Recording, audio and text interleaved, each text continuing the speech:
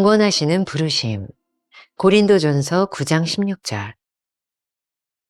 복음을 전하는 것은 단순한 간증이 아닙니다. 사도 바울에게는 복음을 전해야 한다는 심적 부담이 있었습니다. 챔버스는 이 심적 부담에 대한 구별이 필요하다고 말합니다. 바로 자신이 구원받은 증거인 간증과 우리를 구원하시는 주님을 전하는 복음 전함의 구별입니다. 구원하시는 부르심에 부담을 가질 사람은 없습니다. 그러나 복음을 전하는 일은 쉽지 않습니다. 구원을 받았지만 제자가 되지 못하는 이유는 하나님의 부르심에 귀를 막고 있기 때문입니다. 복음을 전하는 일의 가치를 모르기에 귀를 막고 있는 것입니다. 사도 바울은 복음을 전하기로 마음먹은 후 세상의 자랑거리를 배설물이라 말합니다. 우리가 귀를 막고 있는 이유는 이 배설물을 버리지 못하기 때문입니다. 세상의 영광, 사람의 칭찬과 인정은 그리스도를 아는 지식을 가로막는 장애물입니다. 부르심에 합당한 자가 되는 것. 사도 바울은 진정한 부르심과 그리스도의 종이 되는 것을 연관짓습니다. 종은 무엇을 할지, 어디로 갈지 스스로 결정하지 않습니다. 우리가 육신의 자랑거리를 버리지 못하는 한 주님께 순종하는 종의 모습을 가지지 못합니다. 주님을 따른다고 하면서 자기의 방식을 고집합니다. 그러나 종은 주인이 원하는 대로 행해야 합니다.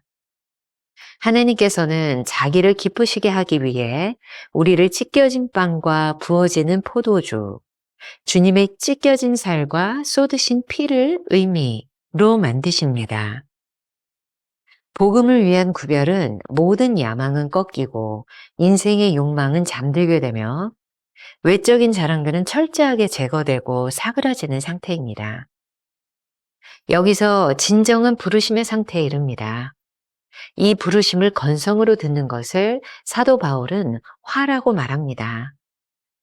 주님께로부터 부르심을 받았는데도 다른 방향으로 자신의 발을 옮기려는 자들에게 얼마나 불행한 일들이 발생합니까? 하나님께서 당신을 주의 복음의 종으로 부르시는지 확인하십시오. 주께서 당신을 부르실 때 그 부름을 방해하는 것들을 주의하십시오.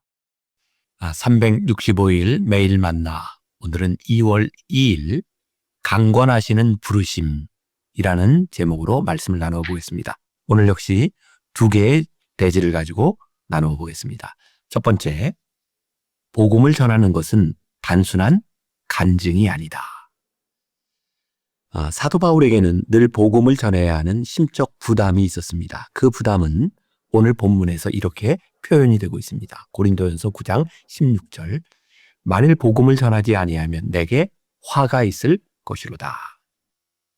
범죄 영화나 법정 드라마 같은 것을 보면 빠지지 않고 나오는 긴장감 넘치는 장면들이 있습니다. 어떤 결정적인 사건의 증인들이 법정에 서서 증언을 할지 말지를 고민하는 것이죠. 누구의 생명을 좌우할 수도 있는 굉장히 중요한 증거를 알고 있는데 자신에게 들어올 불이익 때문에 주저하는 일들 같은 거 말이죠. 누군가의 생명에 관계된 그런 증인이라면 그 부담이 얼마나 크겠습니까? 사도 바울이 느꼈던 부담감은 그런 것이 아니었을까요? 이 부담에 대하여 챔버스는 구별이 필요하다고 말을 합니다. 여러분들이 읽는 그 챔버스의 묵상글을 가지고는 잘 구분이 되지 않지만 영어 원문을 보면 단어의 미묘한 차이가 그 구별을 드러냅니다. 자신이 구원받는 것에 대한 증거인 간증, testify라고 하는 말과 우리를 구원하신 주님을 전하는 복음 전함, preach라고 하는 단어를 사용하고 있습니다. 그러니까 챔버스는 testify, 간증하는 것과 preach, 복음을 전하는 설교와는 다른 것이다. 이런 차이를 설명하고 싶은 것 같아요. 다른 말로 한다면 자원하는 부르심이 있고 강권하는 부르심이 있다. 이 차이로 챔버스는 또 설명을 하고 있습니다. 누가 구원하시는 부르심에 부담을 갖겠습니까? 하지만 누군가에게 이 복음을 전하는 것이라면 그것은 굉장히 부담스러운 일이죠. 챔버스의 글을 인용합니다. 이 세상에서 구원을 받는 것보다 더 쉬운 일은 없습니다. 구원이란 하나님의 주권적인 일이기 때문입니다. 내게로 오라, 내가 너희를 구원하리라. 주님은 구원의 조건으로 어떤 제자 훈련을 내걸지 않으셨습니다. 예수 그리스도의 십자가를 통하면 구원에 이르도록 정해져 있습니다. 그러나 제자 훈련은 선택 사항입니다. 만일 누구든지 나의 제자가 되려면. 이제 우리는 구원을 받는 것과 제자가 되는 것이 다르다는 것을 알았습니다. 구원을 받았지만 제자의 길로 나아가지 못하는 이유는 하나님의 부르심에 귀를 막고 있기 때문입니다. 그러면 부르심의 귀를 막고 있는 이유는 무엇일까요? 복음을 전하는 일에 대한 가치를 모르고 있기 때문입니다. 사도 바울은 이 일을 하지 않으면 자신에게 화가 있을지 모른다고 여길 만큼 복음 전하는 일을 귀하게 여겼습니다. 그가 복음을 전하기로 마음먹은 후에는 세상의 자랑거리를 배설물로 여겼다. 이런 표현들이 계속해서 나오고 있죠. 혹시 우리가 귀를 막고 있는 이유는 사도 바울이 배설물로 여겼던 세상 것들을 버리지 못하기 때문은 아닐까요? 세상에서 받을 영광, 사람의 칭찬과 인정은 그리스도를 아는 지식을 가로막는 장애물들입니다. 현대 선교의 아버지라 불리는 윌리엄 캐리의 이야기를 소개하겠습니다. 윌리엄 캐리는 본래 구두 수선공으로 그리고 독학을 했던 사람이랍니다. 그는 뛰어난 언어의 능력이 있는데요. 독학으로 여러 나라의 언어를 능숙하게 구사할 수 있었다고 합니다. 어느 날 영국 명문 옥스퍼드 대학에 입학을 하게 된 친척 동생이 캐리를 데리고 학교에 가서 유명한 언어학 교수를 만나 이야기를 나눌 기회가 있었다고 합니다. 대화 중에 교수는 캐리에게 특별한 언어의 재능이 있는 것을 보며 이렇게 말을 합니다.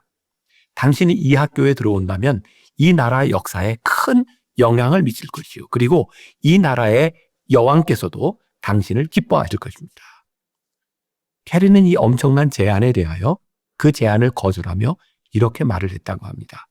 교수님께서는 영국이라는 나라의 여왕을 말씀하셨는데 제게는 이미 저의 전 생애를 건 한 나라가 있습니다. 그 나라는 바로 하나님의 나라입니다. 저는 여왕보다 더 높으신 분의 부르심을 받았고 그분을 향한 저의 충성은 변할 수 없습니다. 캐리는 쉽게 이 교수의 제안을 거절하고 인도의 선교사로 떠나게 됩니다. 그가 세상의 명예를 배설물로 여기지 않았다면 어떻게 그렇게 쉽게 거절할 수 있었을까요? 그는 오늘날 현대 선교의 아버지라고 하는 호칭을 얻었고 거룩한 부담을 가지고 복음을 전하는 하나님의 사람으로 쓰임을 받게 됩니다. 우리가 기억해야 될 한 줄 노트. 세상의 것을 배설물로 여기지 않으면 하나님의 부르심을 따라 살 수 없습니다. 두 번째 주제, 부르심에 합당한 자가 되는 것. 사람에게 인정받는 것을 배설물로 여기지 못하니 부르심이 귀에 들리지 않고 공허한 것입니다. 어떻게 우리는 이런 인정의 욕구에서 벗어나 참된 부르심 앞에 설 수 있을까요? 챔버스가 더 눈에서 영적으로 암흑과 같은 시간을 보낼 때의 이야기입니다. 기도 동맹의 선교 집회 기간 중 한 작은 기도 모임에서 누가복음 11장 13절 말씀, 너희 하늘 아버지께서 구하는 자에게 성령을 주시지 않겠느냐, 이 말씀을 붙들고 기도할 때였습니다. 당시 그의 상태를 그의 일기에서는 이렇게 기록하고 있습니다. 나는 천국이나 천사들을 보지 못했고 내 안에 아무 일도 발생하지 않았다. 전처럼 똑같이 내 심령은 메말라 있었고 공허했다. 하나님을 깨닫는 능력도 없었고 성령의 증거도 없었다. 바로 이런 영적으로 척박한 상태 가운데서 챔버스는 그 집회에서 말씀을 전해달라는 부탁을 받습니다. 놀랍게도 그 말씀을 전하고 난 후에 40명의 영혼이 제단으로 나와왔습니다. 그는 깜짝 놀라서 영적 스승이었던 맥그리거에게 달려가 이 상황을 이야기합니다. 계속되는 그의 일기의 내용입니다. 그는 맥그리거 씨는 자네가 예수님의 말씀에 근거해서 성령의 은사를 구했다는 사실을 기억하지 않는가? 주께서 내게 능력을 받고라고 말씀하셨지. 지금 발생한 그 일은 위로부터 내려온 능력 때문이네 라고 말했다. 순간적으로 내 안에서 어떤 일이 발생했다. 나는 스스로 내 마음대로 부릴 수 있는 능력을 원했다는 사실을 깨달았어. 나는 자 봐라. 나의 모든 것을 제단 앞에 드렸더니 내가 이런 능력을 얻었다라고 말하고 싶었던 것이다. 사도 바울의 진정한 부르심이 그리스도의 종이 되는 것과 연관이 있다고 말합니다. 종은 자신이 무엇을 하고 어디로 갈지에 대해 스스로 결정하지 않습니다. 챔버스가 경험했던 것처럼 육신의 자랑거리를 버리지 못하는 한 주님께 순종하는 종의 모습을 가지지 못합니다. 종되지 못하면 자꾸 하나님과 협상하려고 합니다. 이만큼 내가 내놓았으니 이만큼 인정받아야 되겠다는 생각들 말입니다. 또한 주님을 따라간다고 하면서 우리의 방식을 고집하게 됩니다. 택함받은 종이 되었다는 것은 주인이 원하는 대로 행하게 되는 상태입니다. 오늘 묵상을 통해 챔버스는 이렇게 표현합니다. 하나님께서는 자기를 기쁘시게 하기 위해 우리를 찢겨진 빵과 부어지는 포도주, 주님의 찢겨진 살과 쏟으신 피를 의미하는 그 찢겨진 빵과 부어지는 포도주로 만드십니다.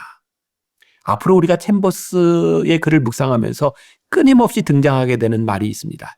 찢겨진 빵과 부어지는 포도주입니다. 복음을 위해 구별되었다는 것은 모든 야망은 꺾이고 인생의 욕망은 잠들게 되며 외적인 자랑들은 철저하게 제거되고 사그러지는 상태입니다. 여기에서 우리는 진정한 부르심의 상태에 이르게 됩니다. 그런데 이런 부르심을 받은 우리가 이 부르심을 건성으로 듣는다면 얼마나 많은 고통을 받게 되겠습니까? 오늘 본문에서 사도 바울은 그와 같은 상태를 화라고 말하고 있습니다. 이제 우리가 기억해야 되는 것이 있습니다. 챔버스의 글입니다. 주님께로부터 부르심을 받았는데도 다른 방향으로 자신의 발을 옮기려는 자들에게 얼마나 불행한 일들이 발생합니까? 하나님께서 우리를 주의 복음의 종으로 부르시는지 확인하십시오. 주께서 당신을 부르실 때 그 부름을 방해하는 것들을 주의하십시오. 우리가 기억해야 될 한 줄 노트. 부르심에 합당한 자가 된다는 것은 기꺼이 찢겨진 빵과 부어진 포도주가 될 각오가 되어 있다는 의미입니다. 오늘 이런 묵상 질문으로 하루를 살아가 보면 어떨까요? 부르심을 따라 살지 못하는 것이 당신에게 두려움으로 다가옵니까?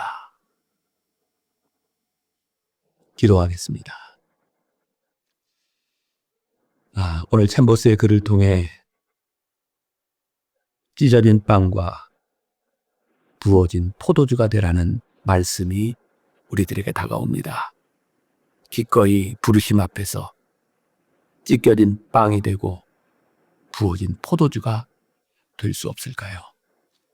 언제까지 우리는 우리의 의의를 드러내며 우리의 능력을 나타내며 내가 이만큼 능력을 받아야 된다고 생각하며 그렇게 자신에게 상처를 주고 하나님의 마음을 아프게 하는 사람들로 그렇게 살아갈까요? 주님, 오늘 주님 앞에 간절히 기도합니다. 주님의 말씀을 전하지 못함으로 인하여 사명을 감당하지 못함으로 인하여 화가 임하지 않는 그 두려움으로 살아가게 하여 주옵소서. 온전히 쓰임받는 주의 백성들이 되게 하여 주옵소서. 예수님의 이름으로 기도했습니다. 아멘.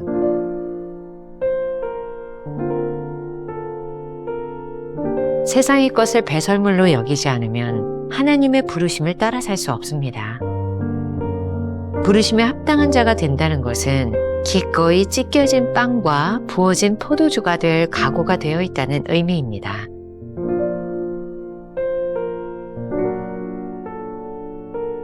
부르심을 따라 살지 못하는 것이 당신에게 두려움으로 다가옵니까?